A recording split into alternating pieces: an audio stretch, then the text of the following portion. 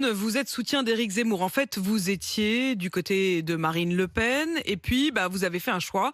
Vous êtes parti chez Éric Zemmour, mauvaise pioche.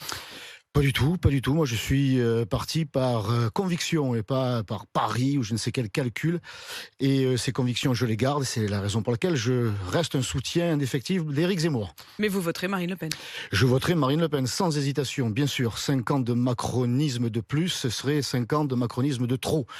Donc sans hésitation, Marine Le Pen dans 15 jours. Elle vous regarde quand même comme des traîtres. Est-ce que vous pourriez vous réconcilier ? C'est une question qu'il faut poser à Marine Le Pen. C'est un petit peu son défaut, ça, que de voir des traîtres partout et d'avoir une attitude d'exclusion plutôt que de rassemblement. Donc là, il va falloir quand même qu'elle change d'attitude et qu'elle ouvre les bras si elle veut obtenir plus de 50% dans 15 jours. Le Monde rapporte des propos que vous auriez tenus. Le Rassemblement national est un parti à l'agonie, une coquille vide. Cette élection, pour nous, c'est un point de départ. Nous, c'est un berceau. Elle, c'est un tombeau. Non, je crois avoir parlé de la candidature de Valérie Pécresse. Effectivement, les Français ont signé un acte de décès pour la droite et un extrait de naissance pour Reconquête. Alors c'est un beau bébé. Ça vous arrange de dire que c'était à propos de Valérie Pécresse? Non, si j'avais dit ça du Rassemblement national, je l'assumerais. Mais j'assume la première partie. La première partie, effectivement, tout repose sur la candidature de Marine Le Pen.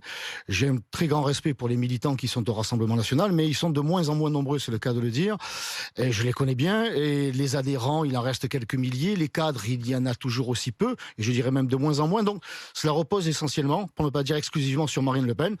Tout se jouera, l'avenir du Rassemblement national, dans 15 jours. Vous n'avez pas l'air de croire qu'elle peut gagner. Si, elle peut gagner, bien sûr, si à une condition, c'est qu'elle rassemble et qu'elle tienne ses promesses. Elle a exprimé sa volonté d'interdire le voile islamique sur la voie publique. On verra si elle tient bon ou si elle répond à un électorat mélenchoniste qu'elle a décidé de draguer. Ça veut dire que vous avez l'impression qu'elle ne va pas faire de concessions en votre direction.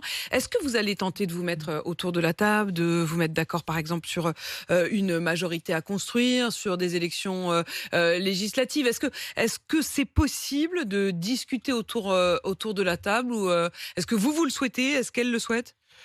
Je l'ai dit, Marine Le Pen doit s'inscrire désormais dans une démarche de grand rassemblement. 50% des Français, cela nécessite, 51 même, cela nécessite que l'on sorte un petit peu de son camp, de son précaré, et que l'on accepte les sensibilités qui ne sont pas nécessairement les siennes. C'est à elle qu'il faut poser la question. Nous, en tout cas, Éric Zemmour a été très clair.